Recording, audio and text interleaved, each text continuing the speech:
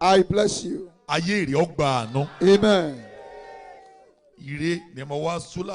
I am here to bless you this morning. Job calls himself. God said to him, have you ever commanded the day since the rising of the sun? We want to command our day this morning. Have you ever given the sun his position? You have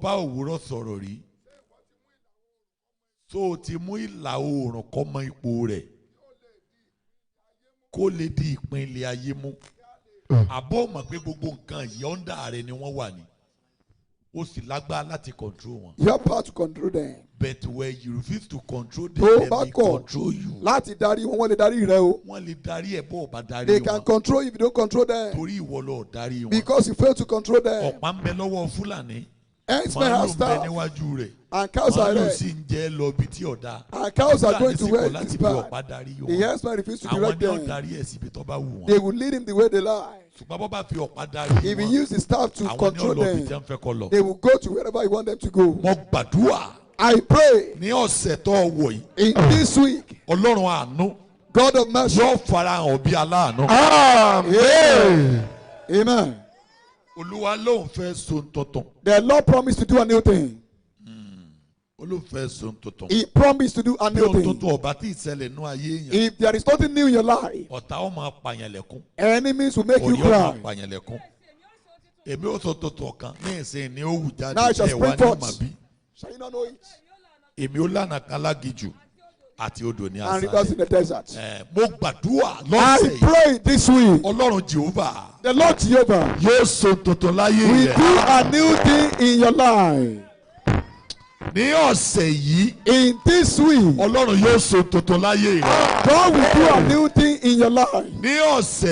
In this week, God will do a new thing in your life. When there was nothing new in Anna's life, 1 Samuel 1:7. As stepwife used to make her sad. Anybody that's not doing a new thing is in sorrow. New things tears up people's spirits. New things make one to be energetic. New things make someone's head to be brilliant. New things fill people with joy. New things accelerate journey. New things changes face. New things make body to change. New things make faith to be strong. Where there is no new things, there is no joy there.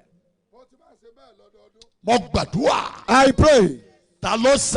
Who is saying amen? In this week that we are, you will do a new thing. Amen. In this week that we are, I pray.